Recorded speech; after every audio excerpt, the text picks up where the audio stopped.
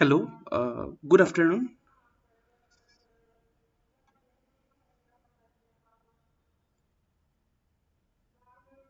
Hello,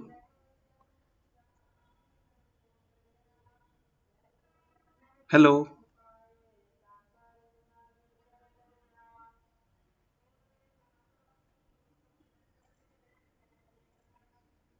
hello. Am I audible?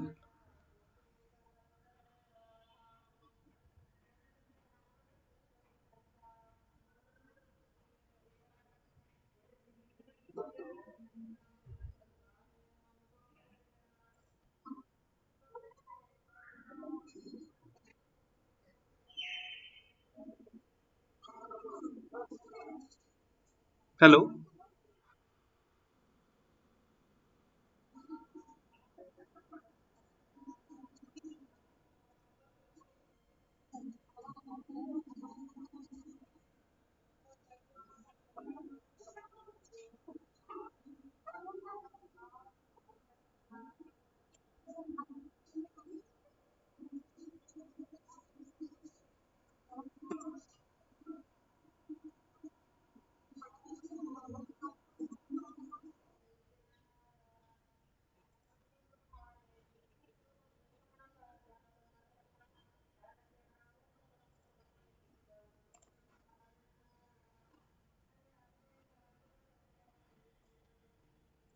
hello. Am I audible? Okay, okay. I shall be starting after a few minutes. Okay, waiting for a few more participants. Okay.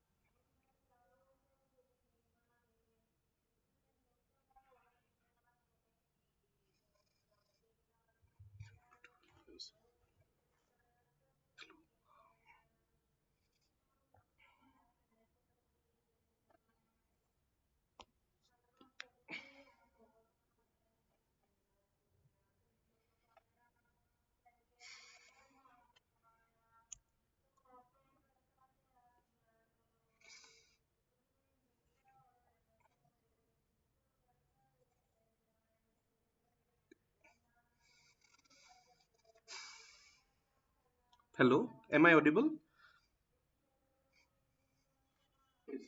Okay.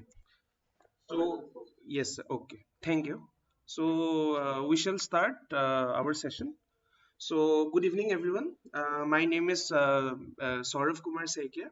I am a PMRF PhD scholar working in the domain of carbon sequestration in concrete in IIT Ropar. So, I have been assigned the TA duty for this NPTEL course this semester. So, basically, my objective for this session is basically to the mandate which I have been given is basically to make you revise the weekly content by giving a summary of what has been the motive of that lecture, and then assist you with the how with the solving of the assignment problems. So for that purpose, I have basically taken the last year's problem, because we are not allowed to disclose any information about the current ones. So that is the whole mandate which I have been assigned, and I will be helping with you. I will be helping you for achieving that purpose. So okay, so we shall start then. So yeah, so the course we will be dealing with is basically the development and application of special concrete. So most of you might have already know what is concrete all about, although we will be revising.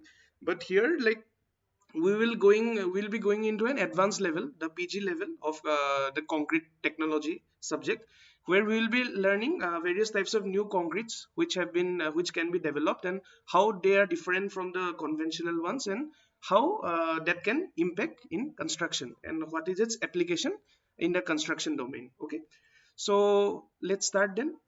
So yeah, so development and application of special concrete. So to the, as today is the first class, so I will be covering the lectured notes basically for the first week. So in first week, basically there were 4 chapters. So I will be reviewing in the first phase all the chapters, and then we will go into the assignment, solving problems session, where I will take few problems and give you the approach how to solve it. Okay.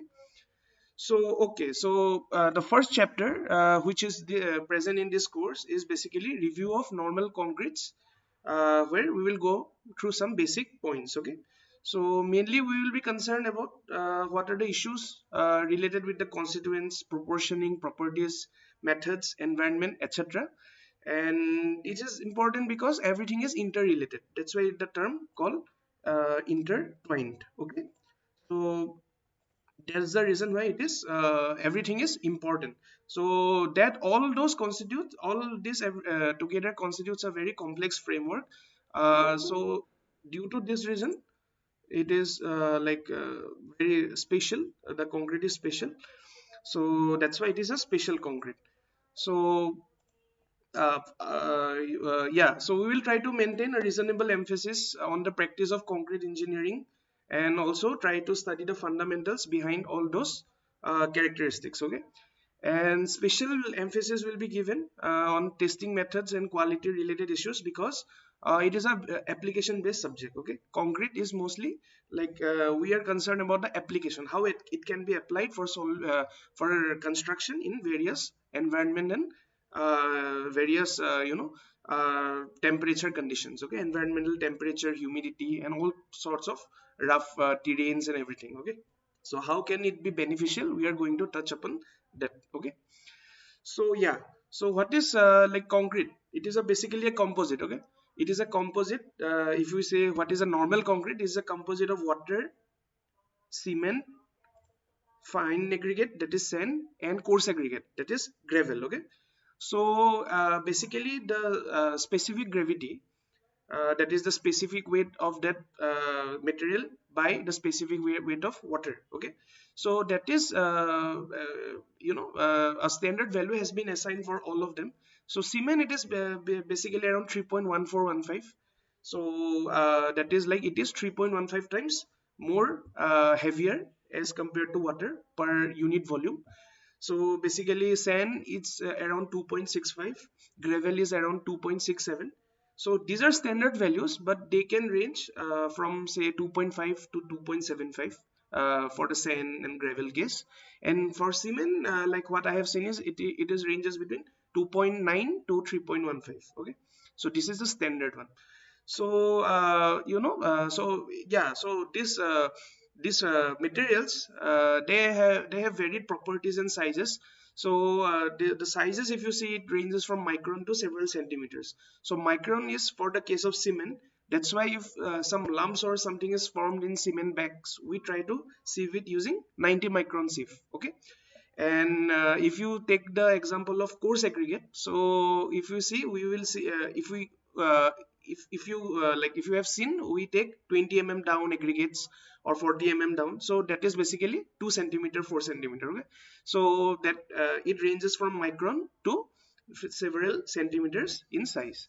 And as I told you before, all are heavier than water. That's why every cement, fine aggregate, coarse aggregate, everyone has a specific gravity value greater than 1. Okay, and water is the only constituent here, liquid constituent, whose main apart from hydration, its main property is like to liquidify the concrete when it is fresh, and solidify or harden it when like a rock when it is hard. Okay, so that we get the strength at the hardened state, as well as your this one workability at the fresh state. Okay, then your as we all know, hardening is in concrete is mainly caused by what? It's caused due to hydration of cement. Okay, and fine and coarse aggregates are basically fillers. So they just fill the spaces. Okay, and they are inert constituents, that is they don't react with the other components, that is cement and water. So they basically provides, mainly the fine aggregate acts as the filler, and the coarse aggregate basically provides the strength. Okay, and sorry, cement and water basically act as a gel which binds everything and makes the concrete last. Okay, so yeah, so if we we can use various definitions for representing each of the material. Say for example, we can say cement as a paste, which is a suspension of cement in water. Okay, similarly, when it comes to mortar, we can say that it is a suspension of sand in paste, which constitutes cement water. Then say in the same tone, we can say like concrete is a suspension of coarse aggregate in mortar, which consists of cement, sand, and water. Okay, so therefore concrete is a composite, and the properties of composite are related to those of the constituents, as well as the relative proportions, that is the ratio in which we are mixing them. Okay, so this comes from either nominal mix or design mix, as we have already studied in bachelor's. Okay, so the entire discussion on concrete and its properties, including development, applications of special concrete, it basically centers around these 3 points. Okay, firstly, how to understand the properties of concrete in this framework, that is the phrase property, hardened property, long-term properties, etc., etc. Understanding the properties of constituents, like all the material properties. Okay, and I'm sorry. And thirdly, to determine the right proportion or amount to use, which I told you just now, can be found out either by using nominal mix or by mix design. Okay. So yeah, so basically we are concerned about the constituents, proportioning, properties, methods, and environment related issues during the construction, because all are interrelated. Okay.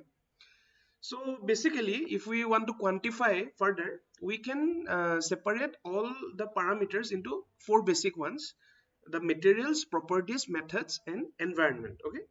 So materials, as we already discussed, it is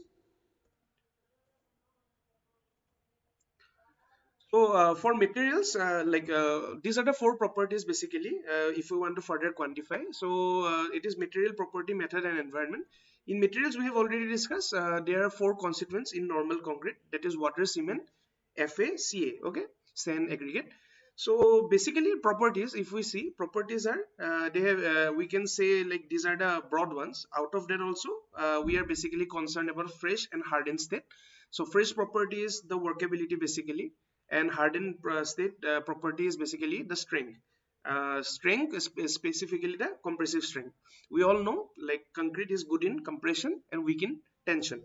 And apart from that, setting time and your temperature rise are also issues which impact the quality and the durability. Okay.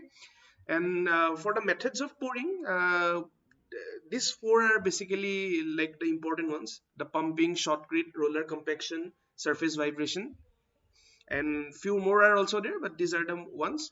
And environment, it can vary from hot weather to cold weather, ambient, like normal weather, underwater, or even windy conditions. So from my experience, I can tell like this plays a very important role. Say for example, uh, if you cast concrete which is in a temperature which is around 5 degrees centigrade, the compressive strength which you will get after 28 days, it will be around 60% of that same casting which is done around a room temperature of 25 to 30 degree.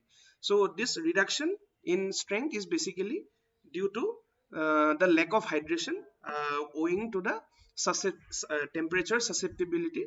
Like the rate of hydration, it decreases with the uh, lessening of the temperature and ambient conditions. So now if you can see here, you will see that this concrete. Okay, here if you see like how the crack formation may occur, roughly you can see like here it is demarcated. So if you see properly, the crack always forms in the boundary of the aggregate. Okay, it will never go through the aggregate, or like a mortar, in inside mortar also the micro cracks will be present, but the main cracks, they always generally tend to follow in the transition zone. Okay, this is called the ITZ, which we will be studying now. So the cracks always form in the outskirts of the coarse aggregates.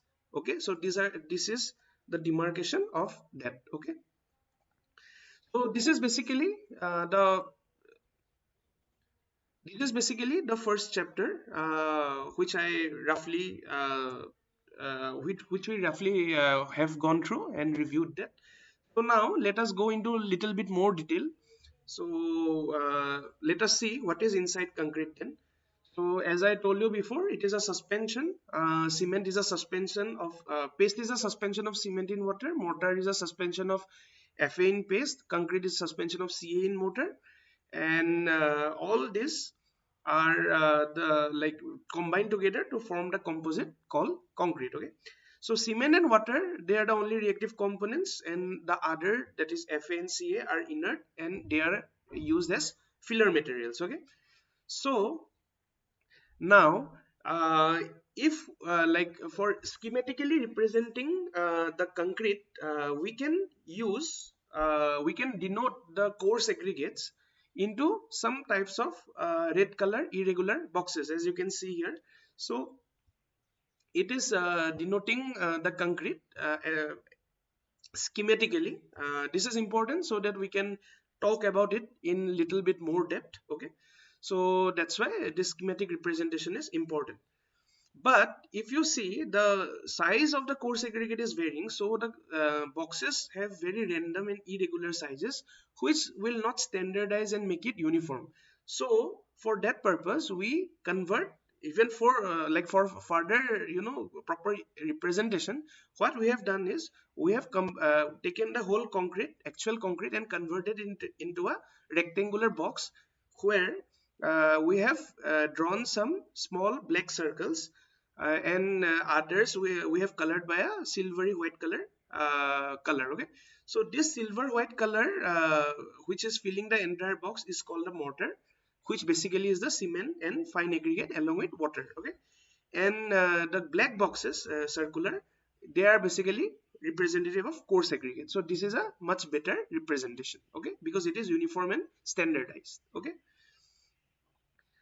now uh, if you like further go deep, okay, so you will see like even after aggregate and paste like cement, sand and water, there is one more important component which is very important, okay, mainly for the bonding, okay, and that is the area which is surrounding the coarse aggregate, because that is generally said to be the weakest portion. Okay, if the crack will occur, it will first occur, as we just discussed, it will occur in this regions only. Okay, so this zone is known as the interfacial transition zone.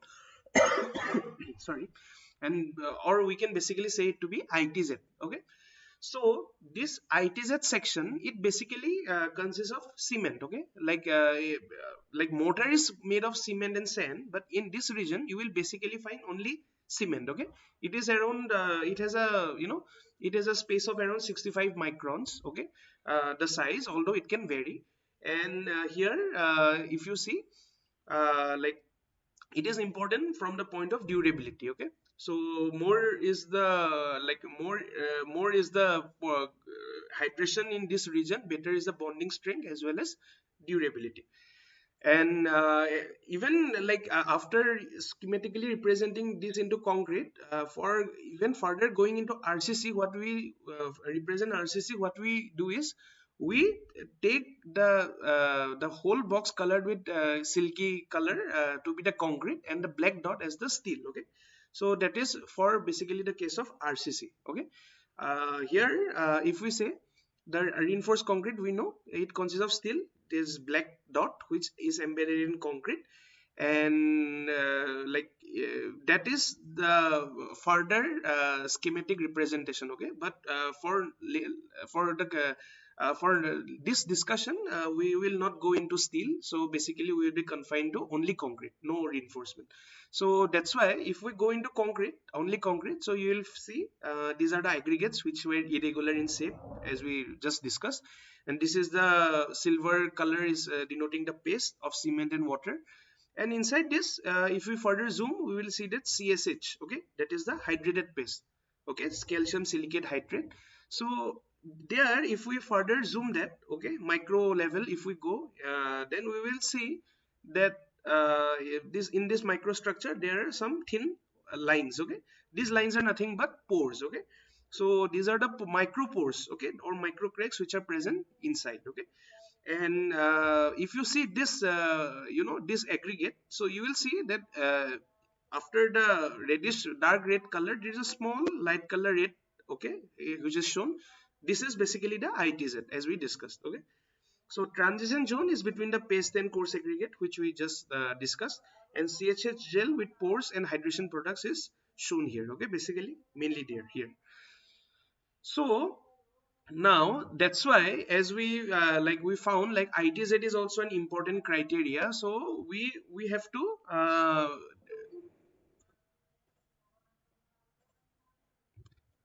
basically, because ITZ is also an important criteria in concrete, so that's why we also need to mark that. Okay, so here it is shown schematically by some slash lines in between mortar and coarse aggregate. Okay, so this is the transfer zone, transition zone, and because of this we can represent this schematic dot and dot diagram in this silver white color background with some slash lines outside this black circle. Okay, so white and black slash lines here.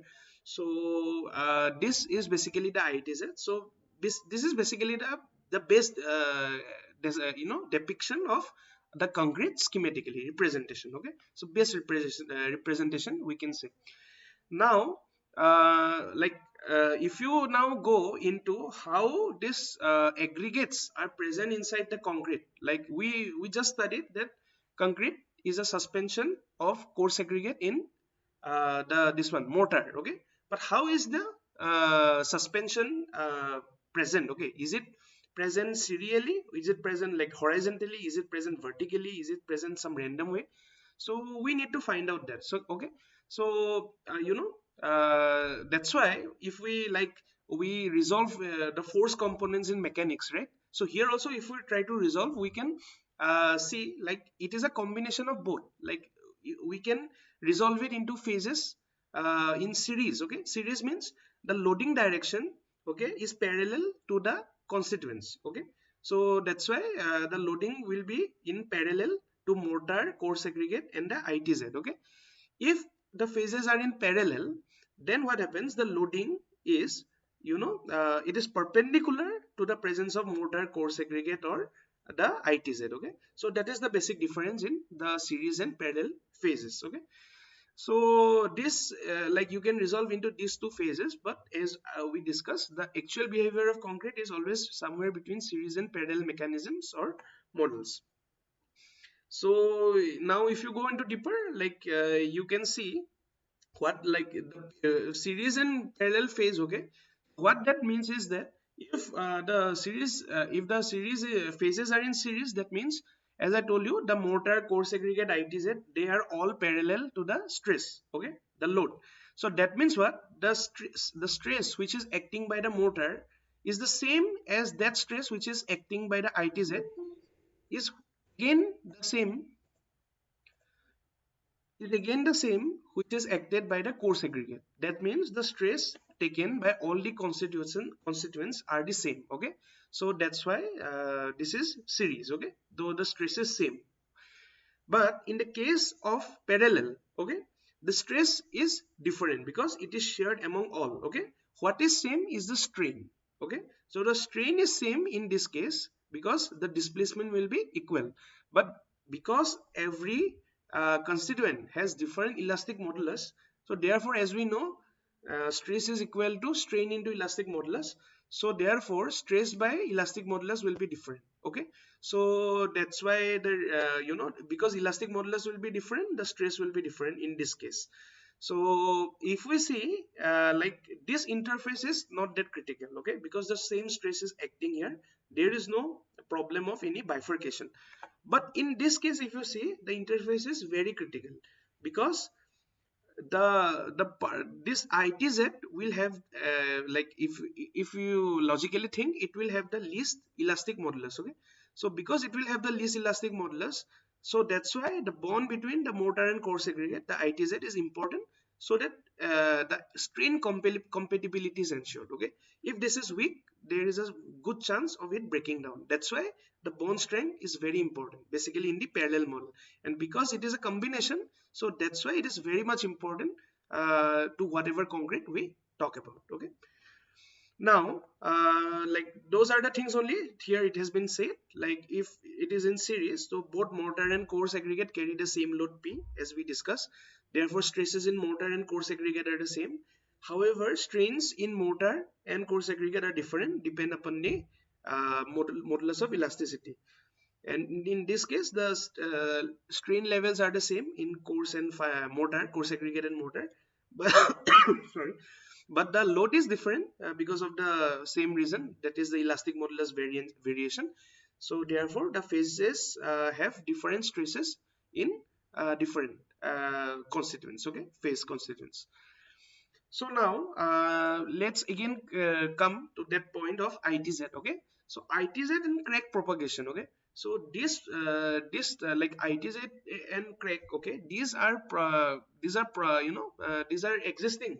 Okay, these are existing in the mortar even before actual development of crack. That's why it is called micro cracks, because the level and the size is in a micro scale. Okay, micro means 10 to the power minus 6. So upon application of load, these cracks propagate and normally go around aggregates, as I told you some time back.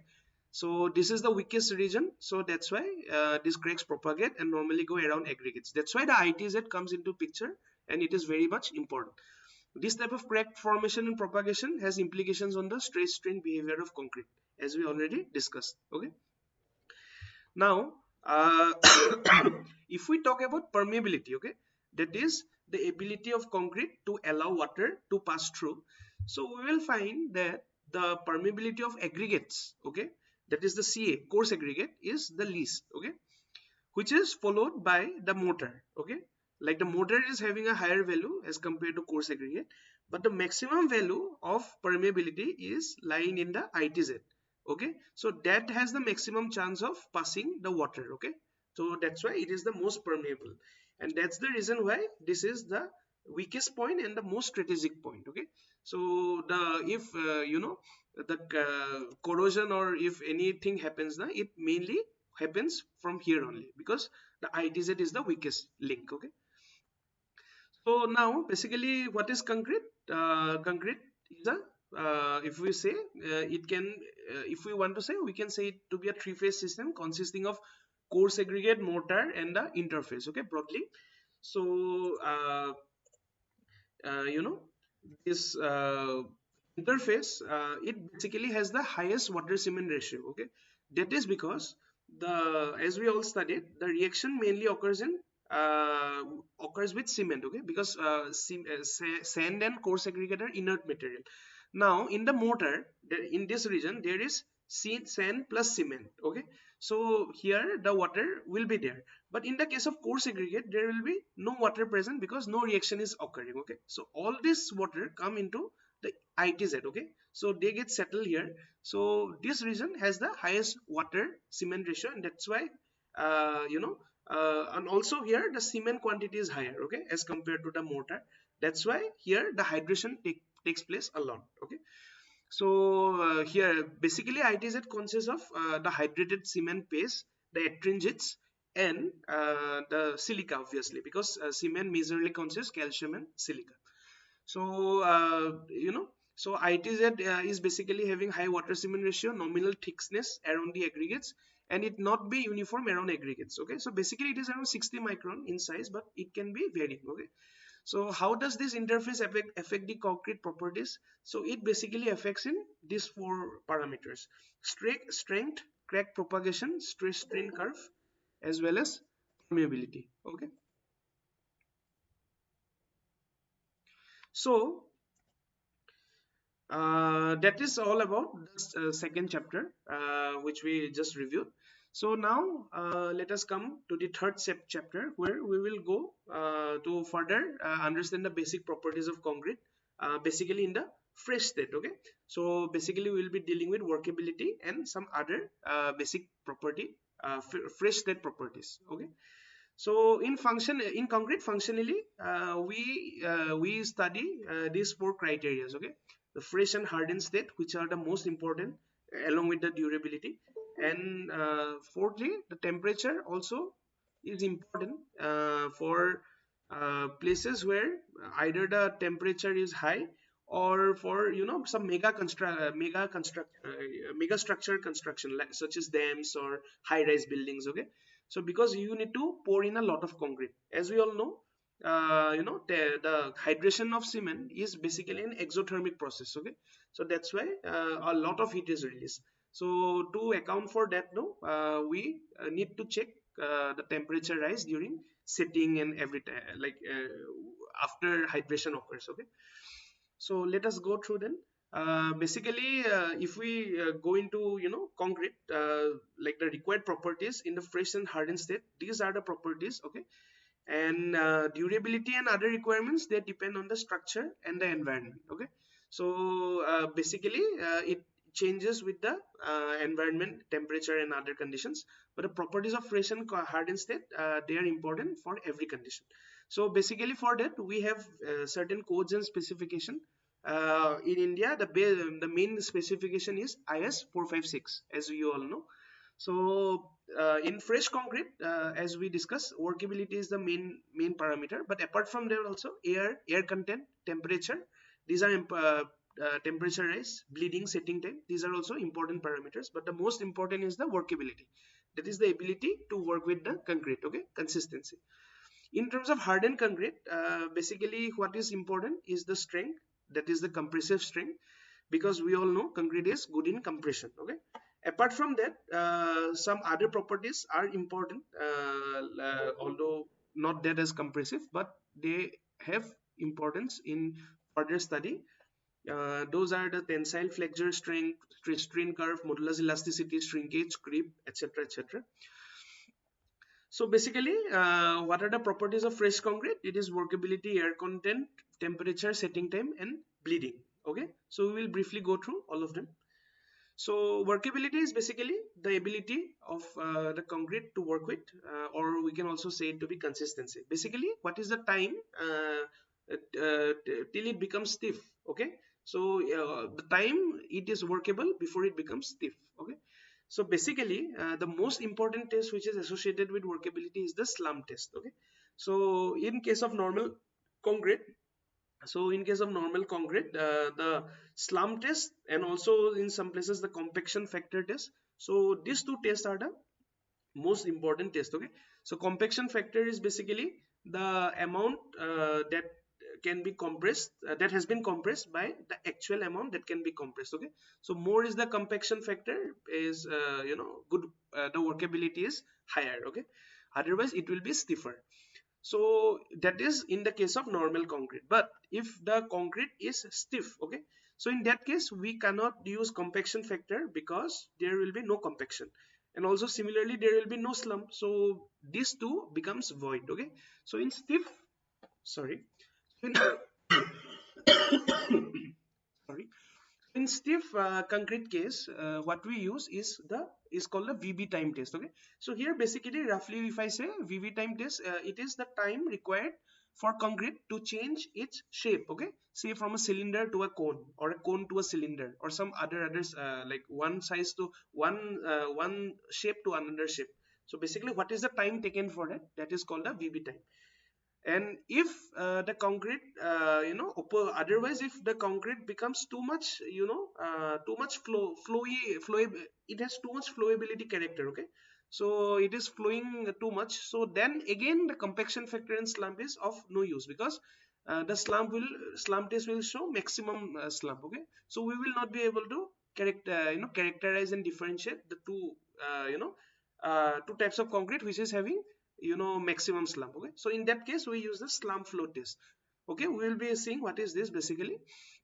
So yeah, so this is the thing. This A is basically the stiff concrete for which we will use the VB time. This is in the case of the normal concrete, where we can either go for compaction factor or this one, the slump test. Okay, and in this case, like the flow, if the flow is very much high, there we go for the flow test. Okay, this basically happens in self compacting concrete. Okay, SCC. So it is also can be called as highly workable concrete. Okay, so so that is what it has been mentioned, that the original shape of the cone is more or less retained because of the stiffness in case of A, but in C it is completely lost. So in both of the either of the cases, the test used for normal concrete cannot be used. Okay, so slump test cannot distinguish between the workability of such concrete, and in such cases other tests such as VV and slump flow should be used. Okay, so that is all about workability. Now let us come to air content. Okay, so as we all we may think air content is basically the amount of air that is present inside concrete. Okay, so now this air content, it can be either in the form of entrained air or entrapped air. Okay, so although both are the amount of air present, okay, but one is positive and the other is negative. Okay, in case of entrained air, it is the positive air which is intentionally put in place between the particles it is achieved by putting in particles which are having very fine and uniformly distributed size within the concrete. Its purpose is to increase the amount of air content to from 1 to 2% to around 4 to 6%, that is around like less than 10%. If the this one, if the air content is between 4 to 10%, it is considered to be a very good concrete. Okay, and this also gives the good amount of workability also. Okay, so that is all about entrained air. Okay, but in case of entrapped air, this is a negative air content. Okay, so which has been present unintentionally before only, and this is generally much larger in size as compared to the individual particles. Okay, so as you can see, we can take the cases of voids and honeycombing. Okay, for the cases of entrapped air, so that results in bad quality of concrete. And as you can see here, like there is a catch also, like air in concrete, it increases workability, but that may decrease the strength and strength and this one, the capability of the concrete, okay, to withstand much larger stresses.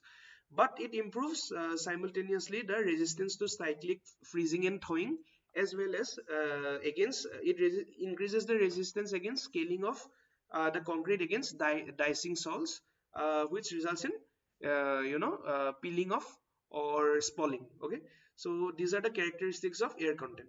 So if you see here, there is a plot between durability factor and air content. As I told you just now, like air content is is found to be positive. It is if the concentration is between 4% to 10%. Okay, so if the content is between 4 to 10%, the durability has the maximum amount, the maximum value. So it gives the maximum durability. Okay, but if it is less than that, then it is not durable enough, okay, and not it is not resistant enough to other forms of environmental hazard conditions. Okay, so that is all about air entrainment. Okay, and also if you can see, if it is greater than 10%, which happens in the case of entrapped air, then also it is not good enough. Okay, it is having detrimental effect. So how to measure this air in fresh concrete? Okay, so this is basically measured by an air meter, which is used to measure the air content. So depending, we consider if the aggregate if the concrete is non-AE, that is non-air entrained aggregate concrete, so we take this one air content to be around 1 to 2%. Okay, so that is basically the non-air entrained concrete's air content value. And if it is having air entrainment, it should be between 4 to 10%, and if it is having entrapped air, it is greater than 10%. Okay, so less than 4 and greater than 10, both are not good. Okay, so measurement of actual air content is becoming important with increased use of air entraining agents for that purpose. And then let us come to this now let us come to this temperature rise. Okay, so as we discuss the concrete hydration, cement hydration, it is basically exothermic process which generates a lot of heat. So this heat can result in the formation of cracks, strain and voids, which ultimately uh, may result in the in the degradation of concrete. Plus the work because of the heat produced, that may also make the working conditions unliving. Okay, the working conditions very harsh for the migrant for the workers who are working in a very big scale project such as dam, high rise building. So if the temperature becomes too high, it may also result in fatality also. Okay, so that's why the checking of temperature is very much important. Okay, and you might also know, like because of that reason only, in dams and all, people prefer some cements which are less heat generating. Okay, say for example, in place of OPC, ordinary Portland, they go for say Balladrid cement, or they use some admixtures which results in or even use some ice water, which results in cooling of the concrete. Okay, so that the temperature is not unbearable. So to check all those, we need to set up we need to record the increasing temperature in concrete and find out the heat of hydration. Okay, so here if you see okay, so here if you see, we will find that the you know the condition maintained is adiabatic. Okay, so adiabatic is basically no heat is generated or evolved, or heat is produced, or heat is no heat is given out or taken in. Okay, so that is possible when the temperature of the surrounding is also maintained with the temperature of the concrete. That is, as the temperature of concrete increases, the temperature of surrounding is also increased, so that there is no generation of heat as well as no intake. Okay, so variation in temperature of concrete is recorded using the instrument panel, as you can see.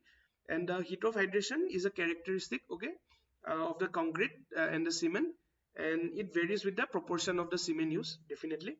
and therefore the concrete needs to be tested for temperature rise. Okay, so the basic instrument which we can use for this is the thermometer. Okay, so thermometer will give us a good value of the temperature in the fresh concrete case.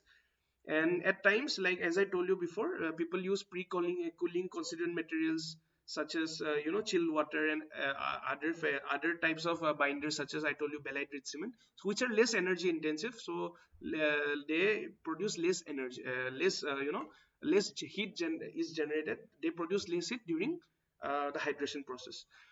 And the initial temperature of placement is an important factor which determines maximum temperature, because temperature is bound to increase. So if the temperature of the initial ambient condition is only higher, definitely the temperature after hydration will be even higher. Okay, so that's why it is also an important parameter.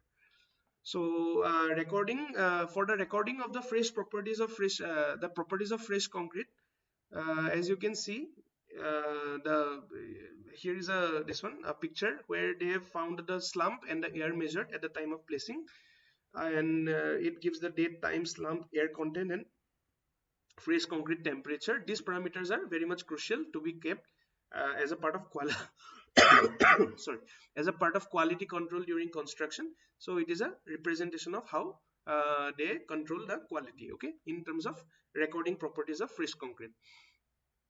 So for that case, one more important property apart from all those, that is our workability and air content, temperature, and etc. So apart from them also, one important parameter which we have studied, which we know basically, is the initial and final setting time of concrete.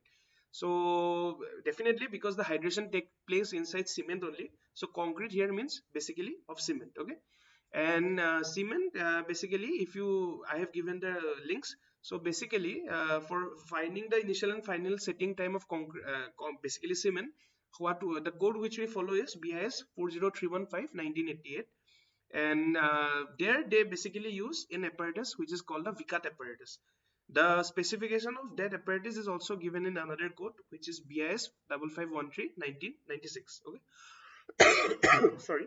So basically what they check is the penetration resistance. Okay, as you might recall, the initial setting time, what they do is they try to find the time till which the Vicat needle, it goes down the Vicat mole, but it stops about 5 to 7 mm from the base of the mold. Okay, so the time taken for achieving that certain criteria is the initial setting time, and it is generally between 30 minutes to 2 hours. Okay, the standard for OPC is 30 minutes, but it can even go to 2.5 hours, 3 hours with accurate with proper admixtures, okay, and plasticizers. And the final setting time is basically that time, if you may recall, it was that time where the needle having 1 mm diameter had made an impression, but the needle which the plunger which was having a diameter of 5 mm did not make any impression. Okay, so that time is known as the final setting time. So basically initial time, we can say, is the time till which we can work with, that is the workability time.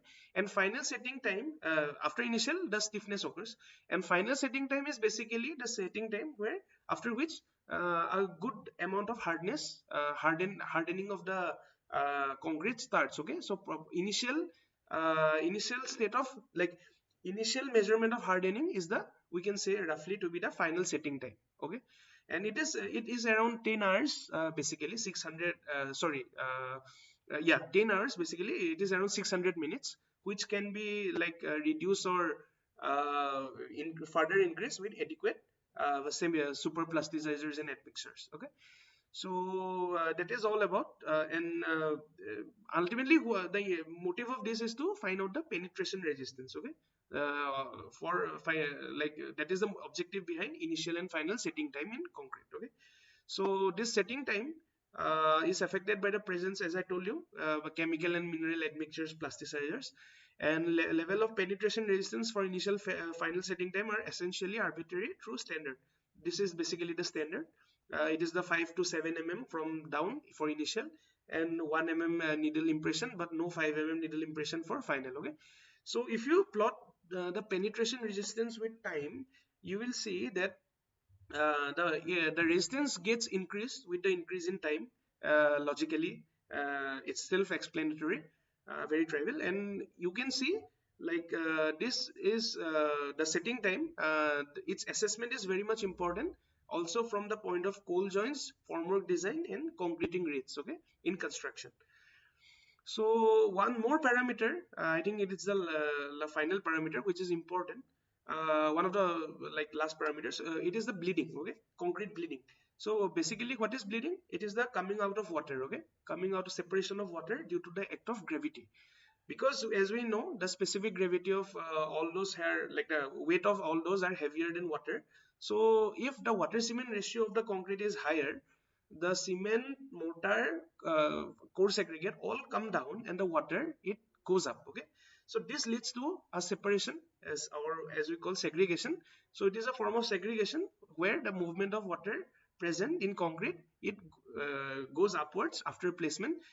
And as we will see in the pictorial diagram in the next slide maybe, so you will see like after after the bleeding, some water evaporates and some water, it goes back into the upper portion of the concrete, and mixes it there, which ultimately results in a higher water cement ratio in the top layer. Okay, because the water has gone up. Okay, so we here, as you can see, they are it is demonstrating how they are determining the bleeding in concrete. So for that, they are collecting the water present here, and they have taken some cylindrical vessel which has some markings through which they can find out the milliliter of water. Okay, the quantity of water, volume of water. So basically what they have, where the cylinder which they are using is basically a pipette. Okay, so it has gauges from which they can find out the amount they could collect from the top surface, that is the bleeding water. So this is the pictorial representation. As you can see, this was the actual concrete that was poured. So after a little time, after pouring, the because of the high water cement ratio and gravity, the concrete constituents, they had settled down, whereas the water, bleeding water, went up. Okay, so because of the act of because of sun and evaporation, some of the bleeding water evaporated, and the others, they took they again mixed with the upper portion of the concrete, resulting in higher water cement ratio in the upper portion. Okay, so this is the concrete, this is the concrete with higher water cement, and this is the evaporated bleeding water. So this is the pictorial representation which is properly explaining the problem in bleeding. Okay, so because of higher water cement and lower this one water cement, this is the reason for the segregation. So now if you plot the accumulated bleeding water with time, okay, what we will see is that initially the rate of bleeding is very low up to a certain point in time, after which it accelerates in a very high rate. Okay, till it reaches the maximum, after which it is saturated. Okay, so this is the plot of bleeding water with respect to time. So it is removed, therefore, to so that no segregation and mixing of high water cement, mixing of water with a higher portion takes place. What is done is that the bleeding water is removed at regular intervals till it stops to appear. Okay, and we can even define a term which is called the bleeding ratio to represent the amount of bleeding. It is basically expressed as the nothing but the water collected, that is the bleeding water, to the actual water present in the sample. Okay, that is the water we have given. Okay, so bleeding water by actual water, it gives the bleeding ratio. So this is the term we have coined. So these were we come to the end of third chapter basically, where we try to understand the fresh properties of concrete and how they were affecting its like its characteristics. Okay, so that was the third chapter all about. Now we will go to the last chapter for the first week, which is basically understanding the basic properties of concrete in the hardened state. Okay, so this is the state after say around 10 hours or one day, 24 hours, where the strength development occurs. Okay, so after 10 hours, the basically the hardened state starts. After 24 hours, it is still like it is uh, it can be, you know, studied, okay, what is happening in the hardened state. So after 24 hours we refer that time, say up till 28 days, as the hardened state period. Okay, so basically properties of hardened concrete. uh, these are the main properties, basically the compressive strength. So as you know, all know, the characteristic compressive strength, it's called because firstly it is taken after 28 days, and secondly it is defined in such a way that if you cast 100 cubes, okay, so 95 cubes should have the compressive strength greater than equal to the compressive strength which we intended to intended to find out. So only 5 cubes should be having a value lesser than that. Okay, so that is why it is called the characteristic compressive strength. Apart from that, we also, you know, indirectly we can measure the tensile flexural strength indirectly, because the concrete is not good in tension, so we cannot find out exactly directly the tensile properties, so we use some indirect methods. Modulus of elasticity, it is as much I know, as I remember, it is found from some cyclic testing, uh, which we use in the stress strain curve test. And then this we go to shrinkage and creep. So shrinkage is basically it's the lowering of volume, okay, shrinking. And creep is basically the settling, okay, the settlement which is happening. Ultimately we go to permeability and durability. Okay, these are long term aspects. Okay, so these are all are greater than 1 day, all are, everything is called the hardened state properties, and this is the most important property. Okay, compressive strength. So yeah, so let us go to characteristic compressive strength. So as I told you, characteristic comes from 28 days and 95% higher cubes, cubes having higher value than the than the characteristic strength to be uh, to be to be designed, okay, to be assumed for. And for one thing to yes, one thing to note is that, you know, for quality control and acceptance, okay, it is based on the characteristic strength of concrete. Okay, but when we design the concrete, okay, that is not based on characteristic, it is based on target mean strength. Okay, for the design, okay, design is basically important because from this only we find out the water cement ratio. Okay, if we go for mixed design, okay, for nominal to definitely we use some standard ratios like 1:1, 1:2:4, or 1:1.5:3. Okay, but that will not give the like the accurate strength. For accurate string we have to design by using design mix, and that is done by using IS code 10262. Okay, the latest version as I remember is from 2019. Okay, BIS 10262 2019. So there if you see, like the target, we calculate the target strength for the design. Okay, so that is basically the characteristic compressive strength plus 1.65 times the value of sigma. Sigma is nothing but a standard deviation. So basically we want this strength, okay, the FCK, but we are designing for this. Okay, so that even if it is low, okay, it should be greater than what we wanted, okay, wished. Okay, so wishing strength should be lesser than what we actually get. Okay, so actual we get should be greater than the strength we wished for. Okay, so that's why the whole purpose of target and the standard deviation and everything has come. Okay, and if you can see in the right hand this plot, this is nothing but the Abrams law. Okay, Abrams law is nothing but strength is inversely proportional to water cement ratio. Okay, so as you increase the water cement ratio, the strength gradually decreases. But this is how this is having significance here, because as I told you, the water cement ratio is basically calculated from the target mean strength. Okay, so say if this is the target mean strength, then using this plot we can find that this for this point what is the water cement ratio. So that is our water cement ratio for which we need to design. Okay, so okay, so after that there is one more criteria for compressive strength, and that is from IS 456, which is the standard of concrete concrete design of concrete. So this is the in this BIS 456 2000 there is a there is a criteria.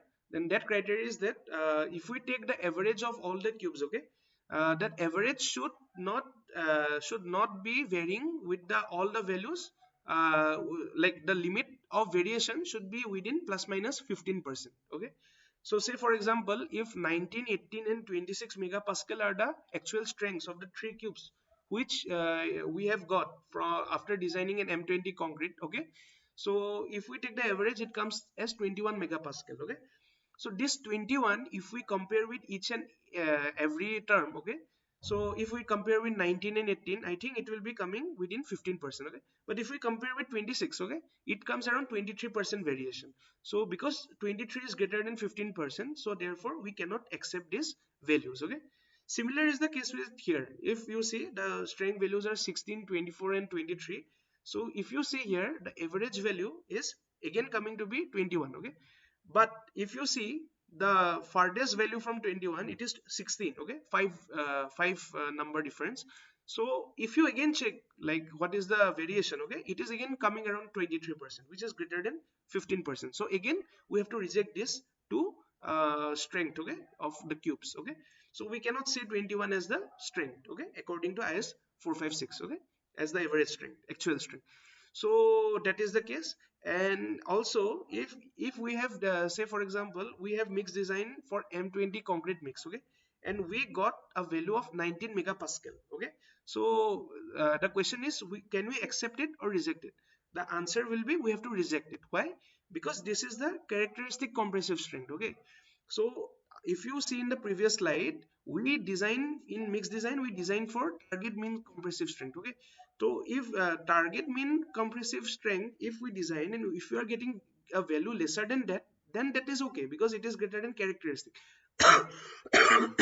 But if we are getting less than characteristic, okay, so that is not acceptable. Okay, so therefore we have to automatically reject that. But if we are getting a value of 22 megapascal, say, okay, so in this case for M20, so this is 20 megapascal, we are getting somewhere 22, and target mean will be around 25, 26 or 24. So it is the 22 is lesser than 24, 25, okay, but it is greater than 20. So because if since it is greater than characteristic compressive strength, so therefore it is accepted.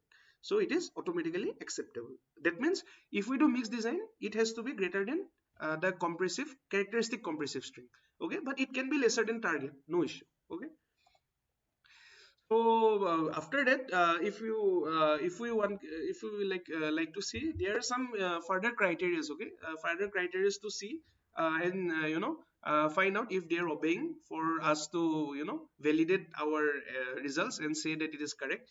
So first is like if say for example we have done 4 testing, okay, 4 cube testing, okay, and we have found a value, so that all the using all the 4 we have calculated the average or the mean, so that mean value should be greater than equal to both this. Okay, so greater of both this. Okay, say the FCK plus 0.825 into established standard deviation. Okay, so what is this value, and FCK plus 3, what is this value?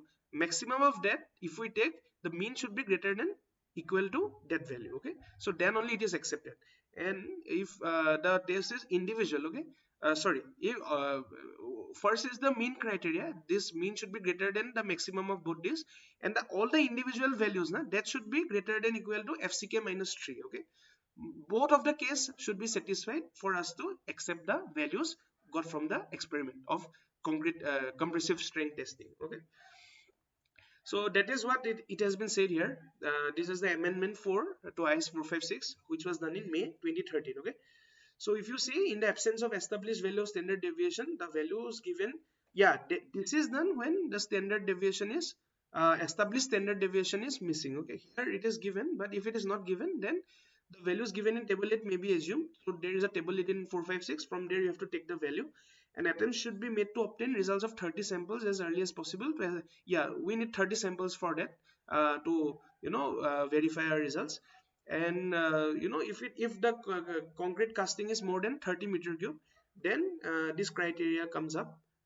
Say the mean should be this result should be FCK plus 4. Okay, and the minimum should be greater than FCK minus 2. Okay, but if there is only one sample, then the value should be greater than FCK plus 4 itself. Okay, so then only the standard is accepted. Okay, the values are accepted.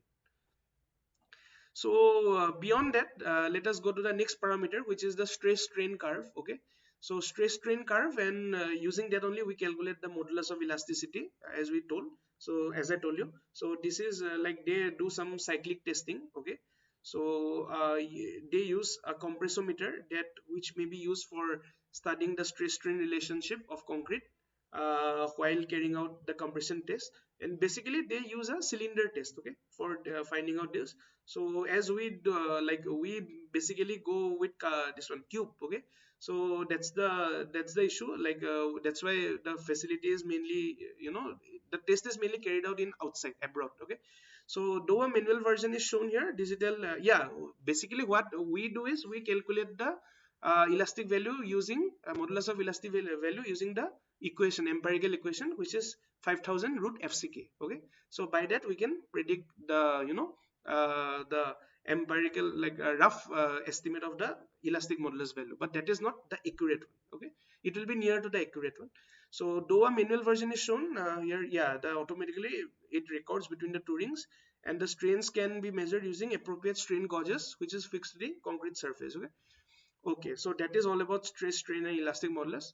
And let's then let us come to the evaluating the tensile cylinder strength of concrete. Okay, so as I told you in this chapter, like the first page, maybe first slide maybe, so we cannot find out directly the tensile strength of concrete. Okay, because concrete is good in compression but very bad in tension. Okay, it is brittle, so that's why it is not possible to directly find. So we find it here indirectly. Okay, so tensile strength is expressed in relation to the compressive strength of the concrete.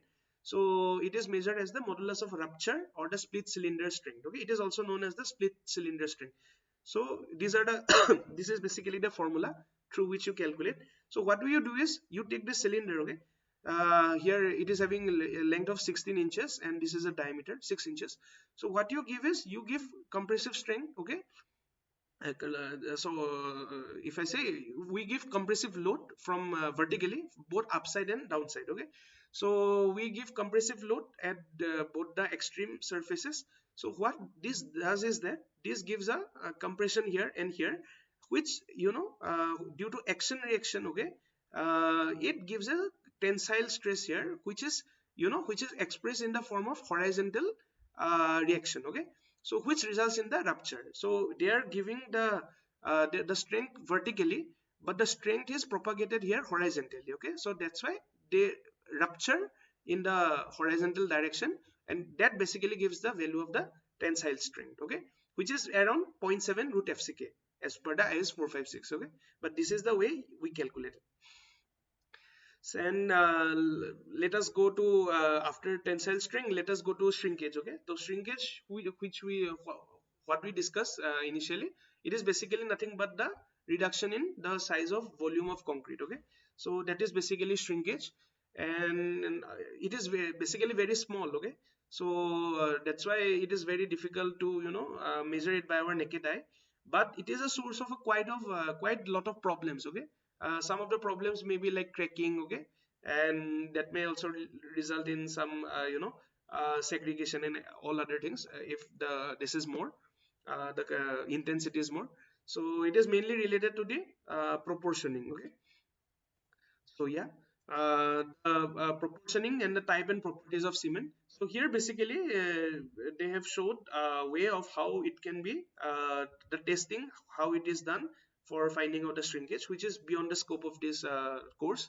So that is a schematic representation, and they can we can also use a Lang comparator. Okay, Lang comparator can also be used for finding the shrinkage. So all those tests are done outside India, abroad, for finding the shrinkage. Okay, so that is the thing. Then last topic for this chapter and last topic for this week also is the porosity, impact of porosity on hardened strength. Okay, so this porosity thing, it is like briefly we will just discuss in this picture what is porosity, but we will be studying this in later weeks in proper chapters to try to understand how it affects the concrete. Okay, so porosity, as you all know, it is the amount of pore present in the concrete. So that is basically Here it is represented by some red lines. Okay, so the thickness of the red lines determines how the pore size, pore is connected. Okay, is it connected, is interconnected, not not connected, is it channelized, what is its size, everything. So basically if you see these the circles, the big circle is the concrete, the small circles here it is denoting the aggregate.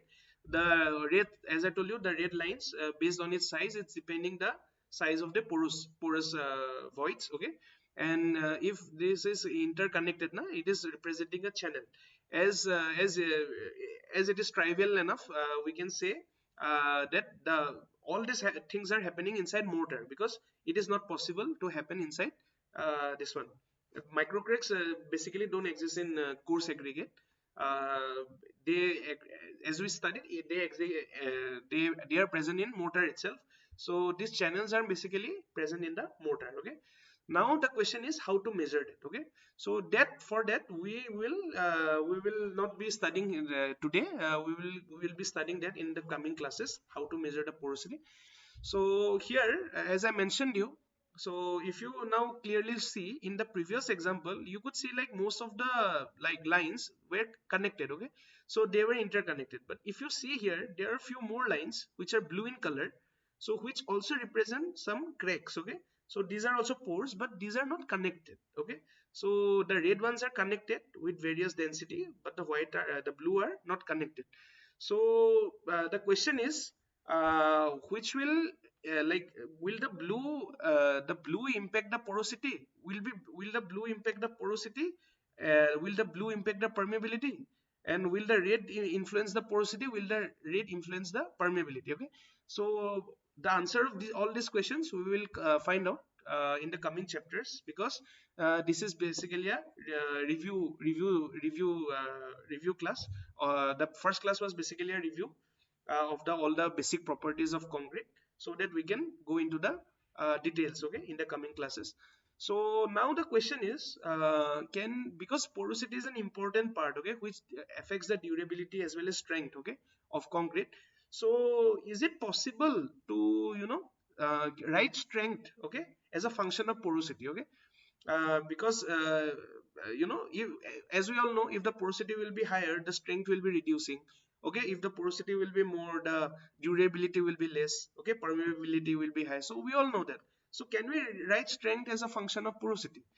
The answer basically is, if we go into detail, it will be a no. Okay, no, simply because as we all know, we assume concrete to be a homogeneous material, as we saw in the like initial slides. Na, all this, if you see, we can assume this to be a homogeneous material. Okay, but is it really homogeneous? The answer is no, it is not really homogeneous. We have assumed it for our own better understanding. Okay, because it is not homogeneous, the rock has a porosity which is different. Okay, and the mortar is having different. As I told you, this porous the porosity things which we are, the porosity voids which you are talking about, it is mainly present in the mortar, because these are micro cracks. Okay, but if you go into rock, okay, rock, they will have even lesser pores, okay, which will be in the size of nano. Okay, nano cracks. Okay, so which is almost having no permeability or no issue with the strength. Okay, because they are very small.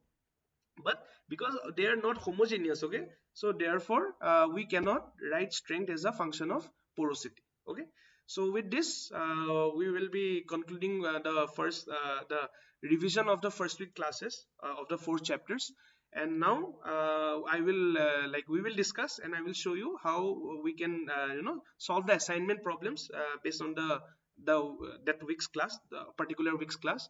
So here for this class, I have taken the first week problems of the assignment class of last year. Okay, so assignment questions of the last year have been taken for your betterment, as we are not allowed to reveal or answer the questions which are asked in this session. Okay, so yeah, so let us start then.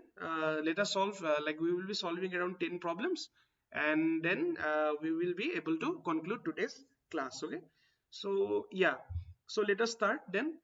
The first question is, the following figure shows the cross section of a concrete cylinder. Okay, so it is loaded along the diameter.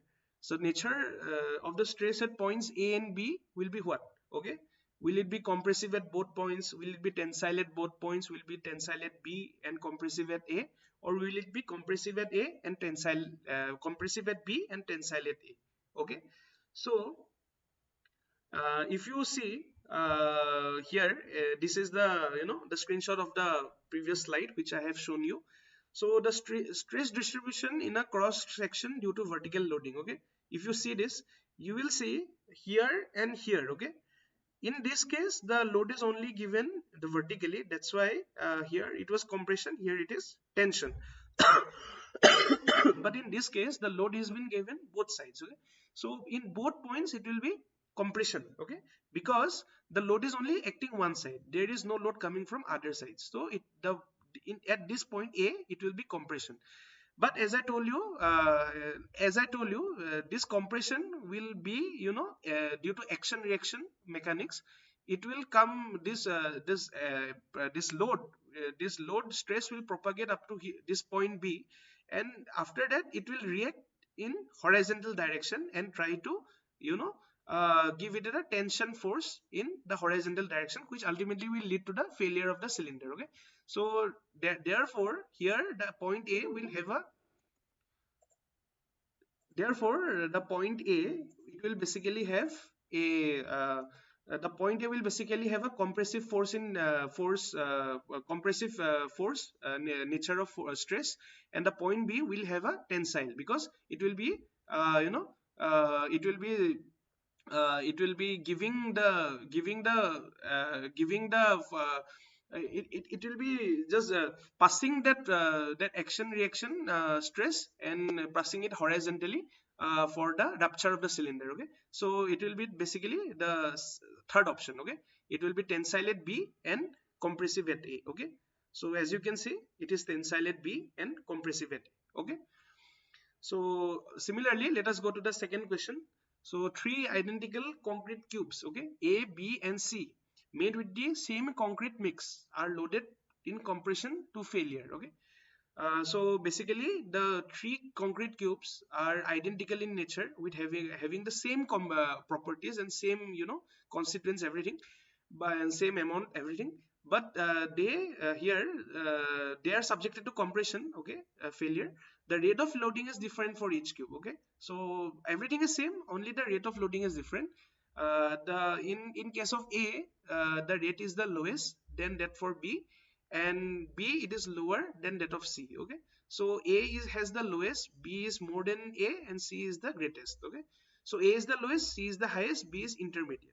So accordingly, which of the following statements is true in the context of strength recorded for the three cubes? Okay, so will it be like strength of A is equal to strength of B equal to strength C? Is A is less than B is less than C? Is A greater than B greater than C? Or is it like information provided is not sufficient to draw any conclusion? Okay, so the hint which I wanted to give you here is that compressive strength decreases with decrease in rate of load. Okay, that is because the creep effect. Okay, so that is why the lesser is the strain. Okay, so more is the capability of the concrete to get a hold more of load. Okay, more load.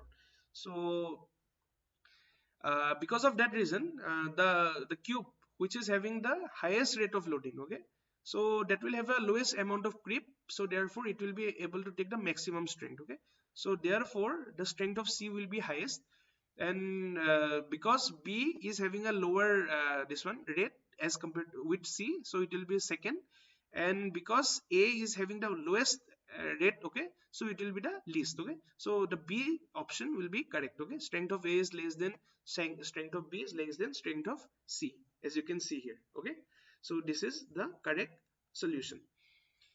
Okay, so let us go to the third question then. So in the third question, it is asked that in the context of the aggregates used in concrete, okay, consider the following statements. Statement 1, rounded aggregates are preferred from the standpoint of workability. Statement 2, flat and elongated aggregates are preferred from the standpoint of strength. Okay, so which of the following is correct? Okay, both are correct. One is true, two is false, one is false, two is true, or both statements are false. Okay, So if you remember, we have discussed this. Rounded aggregates are rounded aggregates, they have smooth texture. Okay, smooth texture that results in less interlocking and less voids. Okay, because there is no grip.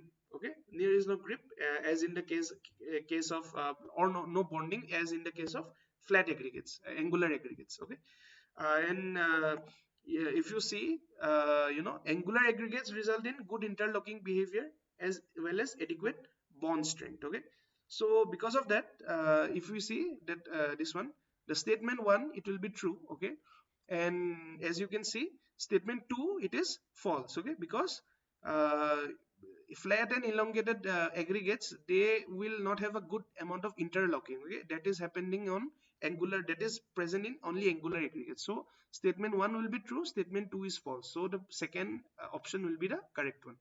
So this is the correct option. Okay, so let us come to the fourth question then. In the context of the aggregates used in concrete, consider the following statements. Statement 1, if air dried aggregates are used, no additional water is required to be added to the mix or free water while making concrete. Statement 2, the difference between the weights of aggregates in the saturated wet and saturated surface dry condition is called water absorption. So which is correct? True, both are true. One is true, two is false. One is false, two is true. Both statements are true. False, sorry.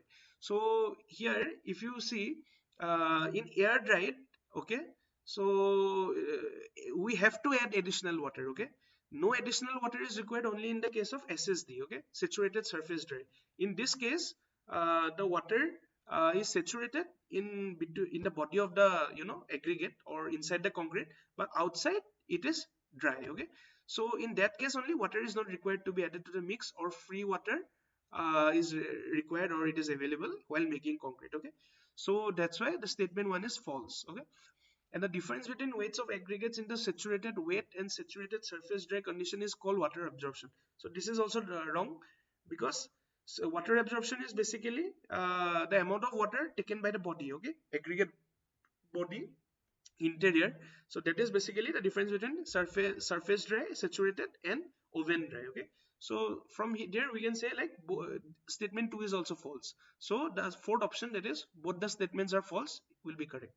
So both the statements are false. Okay, then let us come to the fifth question. Fifth question is, two batches A and B of concrete mix are designed with the characteristic strength FCK of A and B being 60 megapascal and 30 megapascal respectively. If the modulus of elasticity MOE of batches A and B given as EA and EB respectively is calculated using the provisions in IS 456-2000, which of the following best represents the ratio of EA by EB?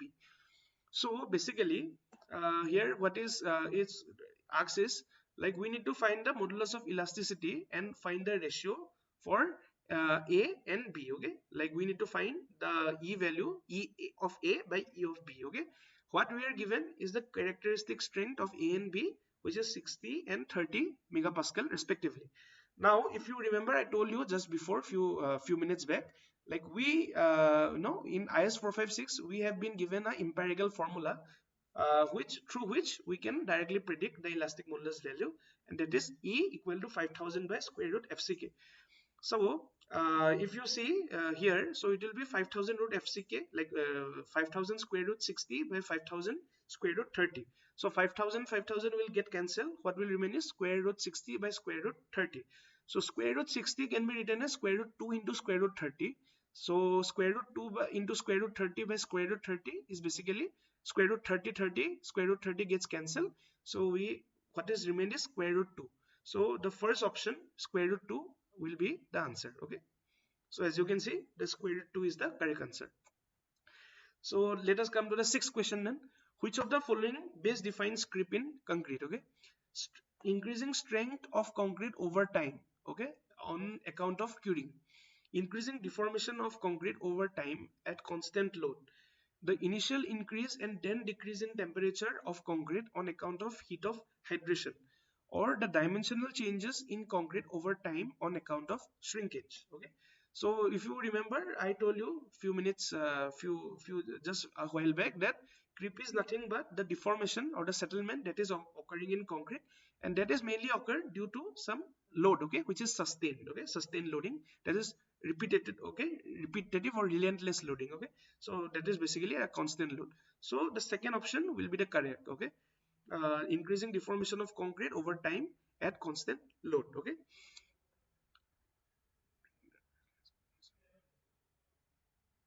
So yeah, you can see increasing deformation of concrete over time at constant load. So that is the correct answer. Then let us come, yeah, increasing deformation of concrete over time at constant load will be the correct option, the second option. So let us come to the seventh question.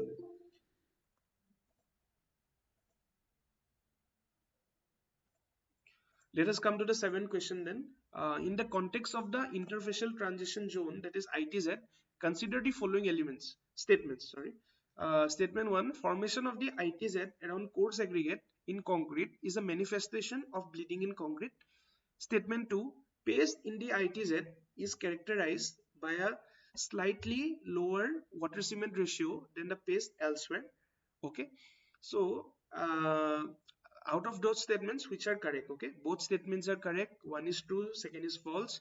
One is false, two is true, or both statements are false. Okay, so formation of ITZ around coarse aggregate, okay, this event and the bleeding of concrete, this event, both are events happening due to the casting of concrete, okay, but they are independent in nature, okay, because formation of ITZ will always occur when you mix cement, sand, aggregate, water, okay, but bleeding will occur only when the water cement ratio is considered to be very high, okay.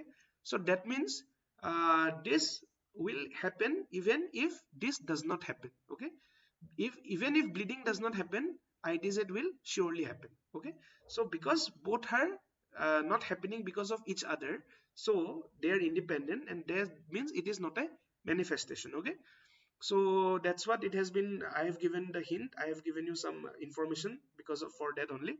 So this is mainly related with strength and durability, and bleeding is a mainly a problem, okay, associated with segregation. So that's why statement 1 is false.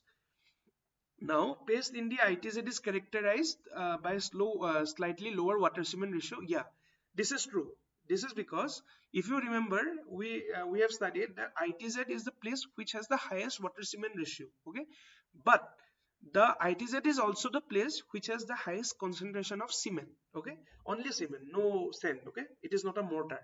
So because sand is because only cement is there na, so therefore the amount of hydration which will occur will also be quite high, okay. So because the amount of hydration is quite high, so more the amount of water, that will, what will happen is that it will be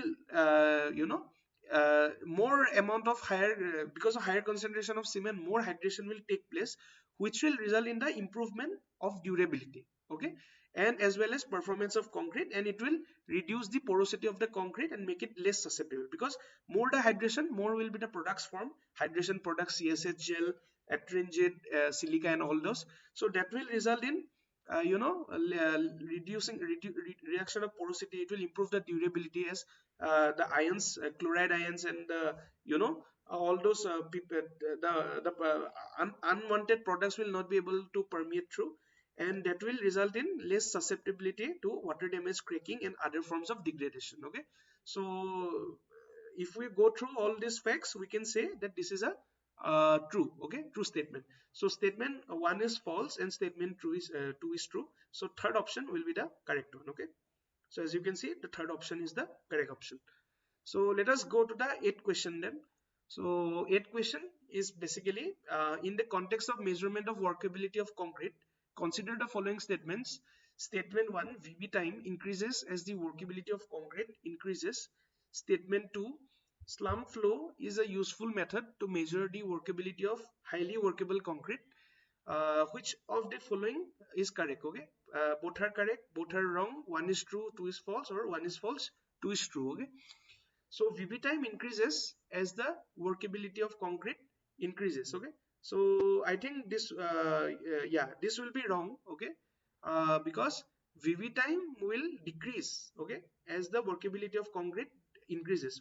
Because what is VB time? Basically it is the time uh, which it requires to change the concrete shape from, say for example, shape of the it is a time taken for changing the shape of the concrete from a cylinder to a cone. Okay, so more the stiff the concrete will be, so bigger will be the VB time. Okay, so lesser, more workable means lesser stiffness. So if it is lesser stiff, okay, so it will be taking lesser time. Okay, so statement 1 is false. Okay, and then slump flow is a useful method to measure the workability of high. Yeah, this is correct. As we saw, slump flow is good for measuring workability of very high workable concrete, like this one SCC, self compacting concrete. Okay, so from that we can say that statement 1 is false and statement 2 is true. So second option will be the correct, as you can see here also. Okay, now, ninth question. In the context of the slump in concrete, consider the following statements. Statement 1, as the slump of concrete increases, the compaction factor determined for the same concrete also increases. Statement 2, the slump value for concrete, where the most appropriate method for determining the workability is the VB test, is likely to be close to 0. Okay, so which of the following is correct? Statement 1 is true, 2 is false, 1 is false, 2 is true, both are true, both are false. Okay, so if the slump of concrete increases, okay, so that means it will be again a highly workable concrete, like the this one, the self compacting one. So here we will go with slump flow. Okay, so if you see in the case of slump flow, because it is completely like more it is liquid. Okay, so here the voids will be very less. Okay, only voids which may be like most of the voids which may be present will be because of air bubbles. Okay, so air voids, air bubble voids, they can be easily, they can be easily removed with this one vibration. Okay, I like keeping it in the vibrating table, or some using some vibrator. Okay, so that means what happens is the compaction factor is quite high. Okay, so that means if the slump of the concrete increases, the compaction factor also increases. So one is true. Okay, and second is slump value. Okay, yeah, so VB test is if we are using VB test, that means the type of concrete, okay, which will be which we are using, which we are dealing with, will be stiff concrete. Okay, because VB test is used for stiff concrete. So if it is a stiff concrete, okay, so that means it is, what does stiff mean? Stiffness means the slump is 0. Okay, so it will be close to 0 if not 0. So that means the slump value for concrete, where the most appropriate this one test is VB, so it will have a value close to 0. So statement 2 is also true. So both the statements are true. Okay, so I think this third option will be correct. So yeah, you can see the third option is correct. Okay, so yeah, so we come to the final question then. Final question is, in the context of air present in fresh concrete. Okay, consider a following set of statements. Statement 1, concrete is vibrated to remove the entrapped air in fresh concrete. Statement 2, entraining air in concrete also increases the workability of concrete. Okay, so again the question is, which of the following is correct? 1 is true, 2 is false, 1 is false, 2 is true, both are true, both are false.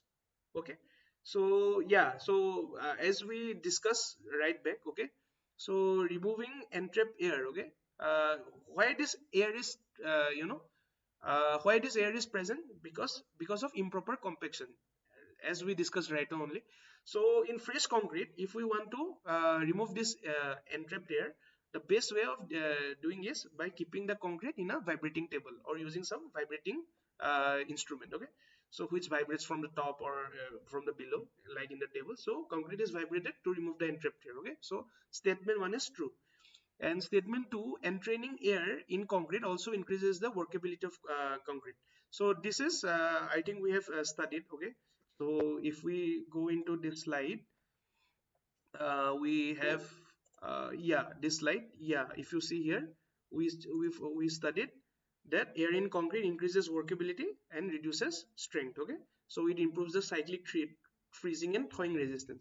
So definitely, this is yeah. So both this statement is also true. Air entraining air in concrete increases the workability. Okay. So both the statements are true. So yeah, as you can see, both statements are true. Okay. So yeah, so with this we come to the end of this week lecture, this week session, where I have basically reviewed the course contents and the chapters which were for the first week, and also I tried to solve a few questions based on that, basically from the last year's assignments, so that you have a proper idea of how to go through the course as well as understand how to deal with the assignments and the future questions. Okay. So with this, I would like to end my this today's session. It has been a long time. So yeah, so if you have any question, you can ask, or else we can finish. Okay. If anyone has any question, you can ask, and others may leave. Okay.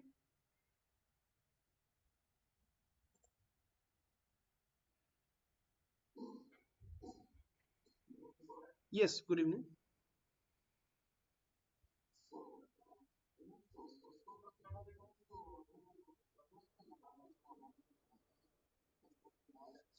Special concrete.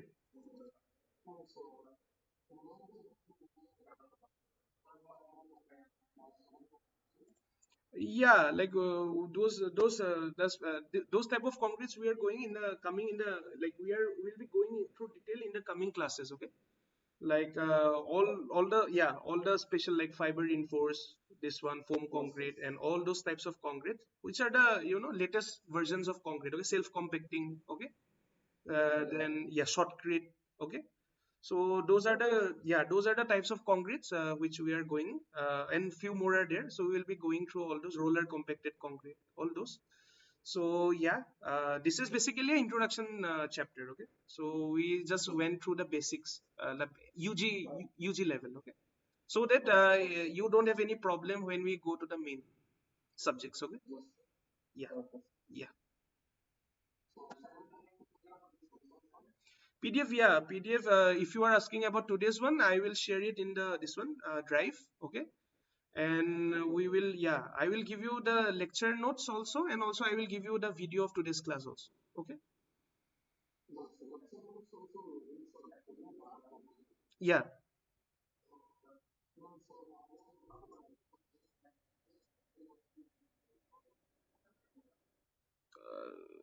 Like you need the lecture notes, right? Lecture notes I will give you, I will publicly give it the link. Okay, so that anyone can view it whenever. Yeah, whenever, so it is not an issue. And yeah, so my main objective was to put make it interesting for you, so that you don't have any problem. Okay. And at the end, like you gain some knowledge from this course. Okay. And your interest for this subject increases, so that was my whole objective. And yeah, so if how did you like the explanation? Was it good, or I need some improvements also?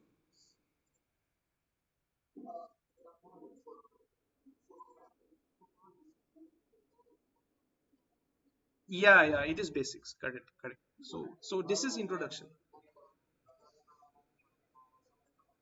Exactly, exactly, exactly.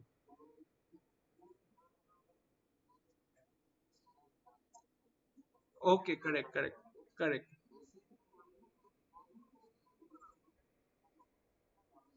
correct. Okay.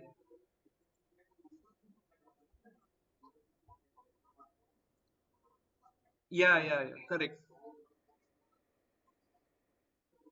correct, correct, correct,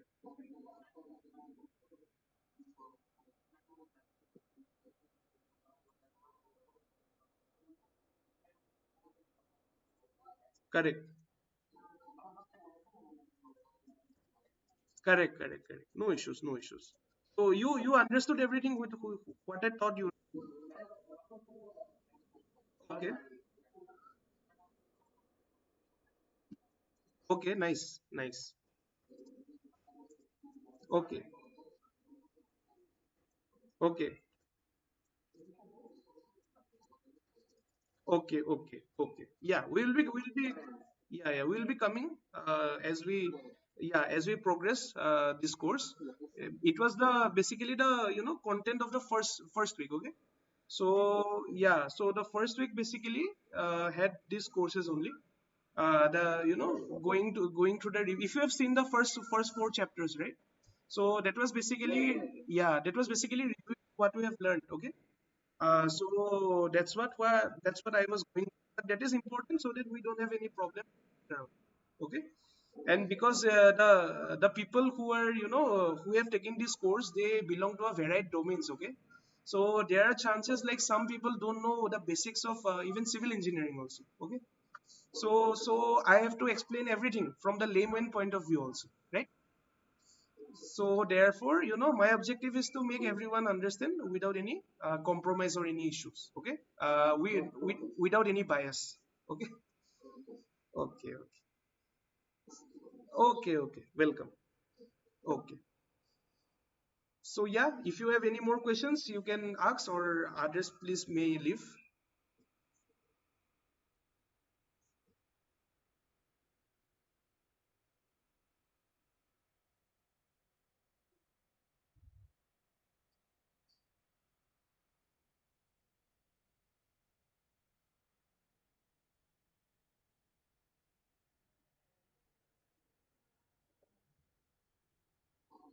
Okay, okay, okay then. Good night. Okay. Yeah, yeah, sure. Please. Okay.